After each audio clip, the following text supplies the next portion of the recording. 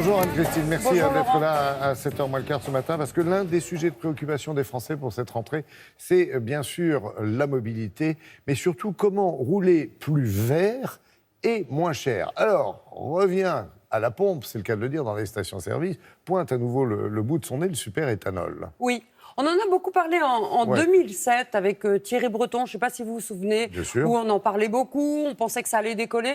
Puis en fait, c'est toujours le même problème. C'est S'il n'y a retombé. pas de voiture, Ouais. oui, il n'y avait pas de pompe, il n'y avait pas de station-service. S'il n'y a pas de station, les constructeurs ne font pas de voiture et on tournait en rond.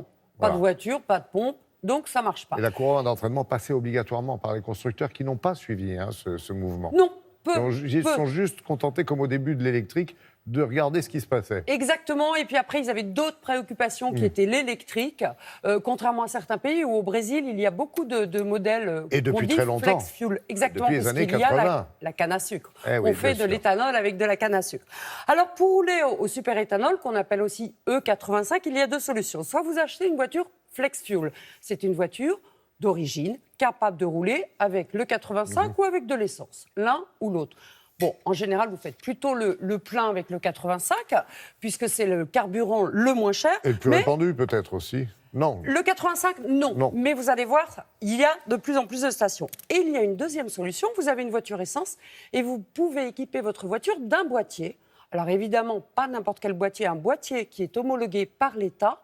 Et là, ça devient aussi, vous avez comme une voiture flex fuel, mais à l'origine, vous n'aviez pas acheté ce type de voiture. Vous avez juste rajouté un boîtier sur votre véhicule. Alors, il y a de plus en plus de Français qui mettent ce genre de boîtier. Il y a actuellement 70 000 voitures qui sont équipées de ce fameux boîtier. Donc, rouler au super-éthanol, mode d'emploi. Le 85, c'est un mélange entre de l'alcool agricole et de l'essence. L'alcool agricole est produit à partir de betteraves à sucre, de blé et de maïs. Quand vous prenez une betterave, elle a cette partie dure qui va servir à nourrir les animaux, c'est la pulpe. Elle a du sucre qui va servir dans votre café et elle a des restes de sucre qui vont servir à fabriquer de l'alcool pour faire rouler votre voiture. Quand vous roulez au superéthanol, vous pouvez également rouler à l'essence. Donc il n'y a aucun risque de tomber en panne si vous ne trouvez pas dans votre station sur votre chemin du superéthanol. Vous prenez de l'essence et évidemment, dès que possible, vous en prenez dans une autre station. Depuis que l'on a mis en place l'homologation par l'État des boîtiers de conversion E85, on a donc de plus en plus de stations qui le proposent, une de plus par jour. Donc voilà le boîtier avec son faisceau. Donc j'ai mis juste deux petites bandes de velcro pour pouvoir le maintenir, avec une partie qui va se connecter au boîtier et l'autre partie qui va se connecter dans le moteur. Vous voyez, ça a pris vraiment très peu de temps pour le monter. Là en l'occurrence, un véhicule où on va prendre 30-35 minutes. Ce boîtier, il va transformer l'information qui vient du véhicule et du coup pouvoir faire la conversion entre le bioéthanol et l'essence. Ce ne sera pas tous les véhicules essence, il faut que ce soit un véhicule essence déjà avec de l'injection et avec la norme Euro 3 qui est à peu près les années 2000 et ensuite tous les modèles à partir de 2010. En gros, vous avez la norme 3.4 et 5.6, ce sont deux catégories différentes. On est à 80% du parc roulant qu'on peut équiper. Il est conseillé de changer la carte grise, bien évidemment, puisqu'on change l'énergie du véhicule et la gratuité n'est pas partout. Malheureusement, en fonction des régions, elle est gratuite ou il y a une participation du département qui est faite. Rouler donc à l'essence, un plein de goût d'essence me coûtait 60 € en moyenne. Grâce au boîtier à l'éthanol, le plein me coûte maintenant en moyenne 25 €. La pose du boîtier ainsi que l'achat du boîtier, cela m'a coûté 690 € TTC. Je l'ai déjà amorti, donc en 7 mois.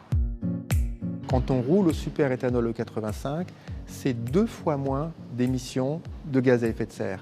Donc ça, c'est très bénéfique par rapport au climat, mais il y a également un bénéfice par rapport à la qualité de l'air, puisqu'avec le superéthanol, des études ont montré qu'on divise par 10 l'émission des particules fines et qu'on réduit également de l'ordre de 35% les oxydes d'azote qui sont irritants pour les bronches.